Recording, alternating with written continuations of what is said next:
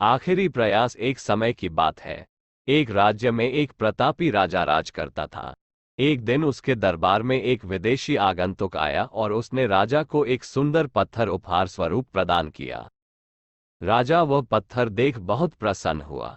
उसने उस पत्थर से भगवान विष्णु की प्रतिमा का निर्माण कर उसे राज्य के मंदिर में स्थापित करने का निर्णय लिया और प्रतिमा निर्माण का कार्य राज्य के महामंत्री को सौंप दिया। महामंत्री गांव के सर्वश्रेष्ठ मूर्तिकार के पास गया और उसे वह पत्थर देते हुए बोला, महाराज मंदिर में भगवान विष्णु की प्रतिमा स्थापित करना चाहते हैं। 7 दिवस के भीतर इस पत्थर से भगवान विष्णु की प्रतिमा तैयार कर राजमहल पहुंचा देना।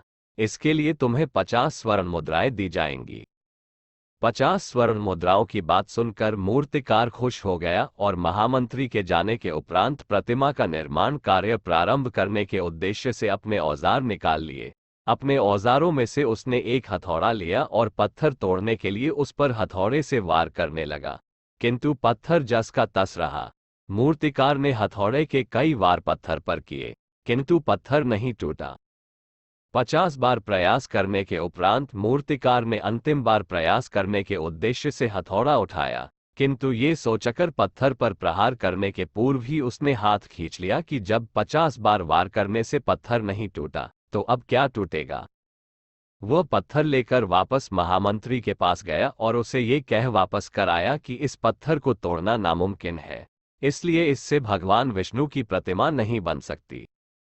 महामंत्री को राजा का आदेश हर स्थिति में पूर्ण करना था, इसलिए उसने भगवान विष्णु की प्रतिमा निर्मित करने का कार्य गांव के एक साधारण से मूर्तिकार को सौंप दिया। पत्थर लेकर मूर्तिकार ने महामंत्री के सामने ही उस पर हथौड़े से प्रहार किया और वह पत्थर एक बार में ही टूट गया। पत्थर टूटने के बाद मूर्तिकार प्रतिमा बनाने में जुट गया। इधर महामंत्री सोचने लगा कि काश पहले मूर्तिकार ने एक अंतिम प्रयास और किया होता तो सफल हो गया होता और 50 स्वर्ण मुद्राओं का हकदार बनता। इस कहानी से सीख मिलता है कि जब भी हम कोई काम करें तो आखिरी प्रयास तक करें। इस तरह के प्रेरक कहानियां सुनने के लिए हमारे चैनल को सब्सक्राइब करें। धन्यवाद।